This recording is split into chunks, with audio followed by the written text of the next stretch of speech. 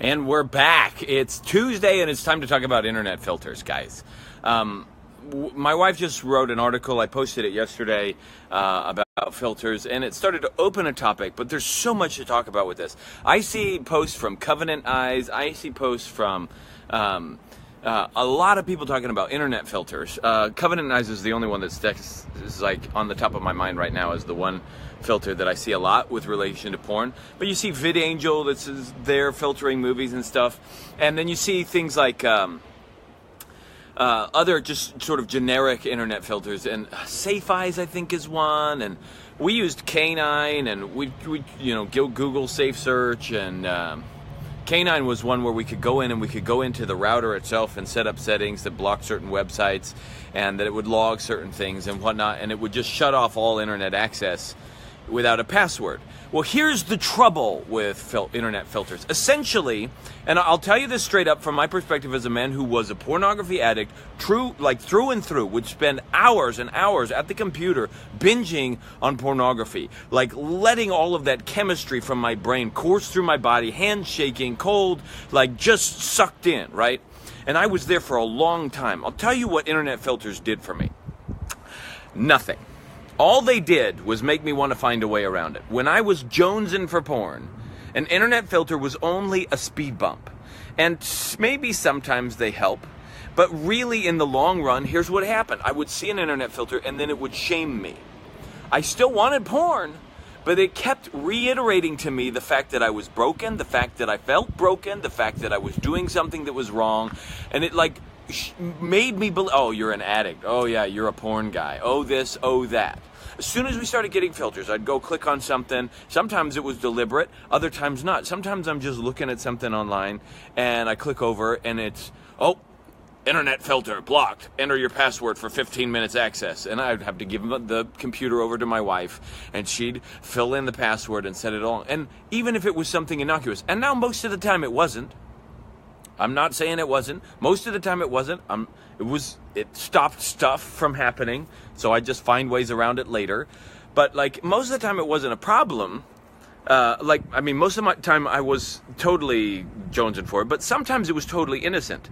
And in those innocent moments, when I'm sitting there typing on something, doing some research, looking something up, being productive, and then a screen comes up, in my addict mode, not now, but in my addict mode, my mind just went immediately to this place of shame, this place of brokenness, this place of feeling like I was inside of prison bars, right? This is how it feels like. Nobody wants to live their life inside of prison bars. Nobody. Nobody at all. And that's what it felt like. Oh, hidden, invisible prison bars that only show up when you try and cross the barrier, so you can look out and see the view, but you can't actually go there. It was horrid. I hated every second of it. And now maybe there's some women out there that are looking at it going like, well, that's the point. You're supposed to hate it enough to change your ways. The little eyeball that shows up at the top right corner of the screen from Covenant Eyes, I know it helps a lot of people. I'm not saying it doesn't. They probably got some good results from things, but that constant reminder that you're being watched over, that you cannot be trusted to be on your own and okay, is the very thing that completely programmed my mind to think that I was broken. And a man who feels and believes that he is broken cannot live to his fullest potential. No way, no how. A lot of people swear by it. A lot of people say that this is the one thing that has helped me out the most. But in some way or another, they are holding to the fact that they need a bit of technology to hold them in. They don't have the control inside of themselves. That bit of technology is there. Eventually, maybe it does something. And again, I'm not taking away from what's there. But it makes you feel, it made me feel completely broken. 100% of the time. Here's the real filter. And this is the one question that Jasmine and I talked about last night. Here's the real filter. The real filter is becoming so consciously aware of what is going on in your body and with your emotions that you pick it up early enough down the track so that you can make a decision. If I am standing on a railroad track, say like a sidewalk here, I'm standing on the railroad track. Ooh, maybe I can, no I can't. Oh yes I can. I can turn this around. Dude, I'm standing here on this railroad track. Okay, I look down, and if all I can see is this, If this is all that I can see, then the train hits me, no question. But if I look and I'm able to see further down the line and I see a train at the end of the track, now I can make a choice. Now I can actually deliberately choose to say, like, dude, if I just step over, then I'm not actually going to get hit by this train. Most people who are dealing with pornography, they don't see down the track. The filter is like, by the way, a train is imminent. The filter is like one little step in front of them. Hey, buddy, you're on a railroad track and the train is right next door. If you're talking to most of the guys that I talk to, an internet filter did nothing but delay. It did not prevent most of the time. Now, I haven't talked to a lot of the guys that have used Covenant Eyes or some of these other ones. I don't know what it's done for them. But ultimately what it does is build up this idea of accountability. Accountability is something of a myth. It can be useful to tell people what you're up to so that they come and check up on you.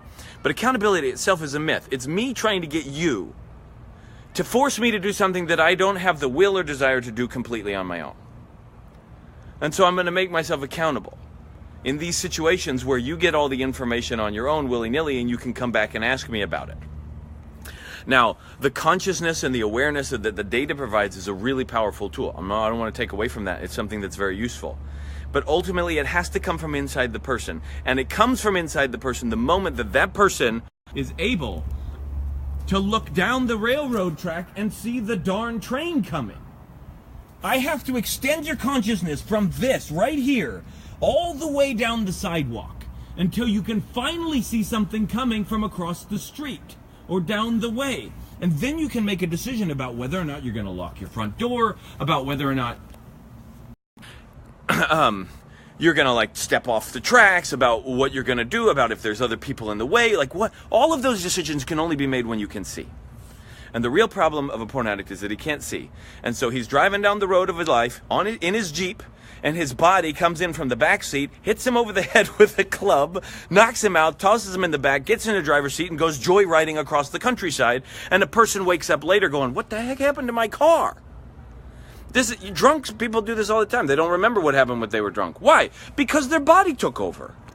Same thing happens with people emotionally. Emotionally, he's in the passenger side, and he just reaches over and chloroforms the driver.